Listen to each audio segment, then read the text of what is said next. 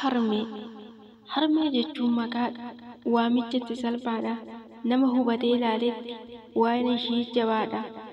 Hadaraa na dhagayaa mee xiqqoo irraa himaa ji'a 9 guutuu garaatti na baadhattee waa hundarraa fagaattee midhaan nyaattus ni bayaa garaa ishee waan ta'u foolii hunda jibbitee beelaan waaddamte ulfi ishiitti ulfaatee taa'u ka'uun itti jabaate hirribni irraa fagaate halkanii guyyaa yaaddoftee osoo akkanaan jirtu ji'a 9 fixxe osoo akkanaan jirtu ji'a 9 fixxe.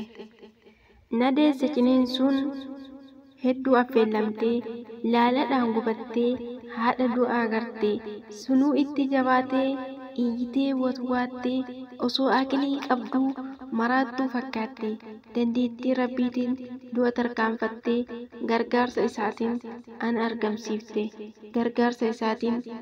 argamsiifte. Ibidda jireenyaa meeqatam obsite osoo waxalamtuu hidhii ciniinnattee bira tarkaanfatte ba'aa toogaraadhaa dugda dabarsattee na guddisuuf jettee waa keessa dabarte amma yoo yaadadhu silaa akka kootiin xiqqoollee rakkachuu waa isiniin jaaladhu qeensi sirraa cabuu barwaansiif hin godhu raaxmanni ni danda'a umrii siif haa laatu fayyaa waliin dachaa umrii siif haa laatu fayyaa waliin dachaa.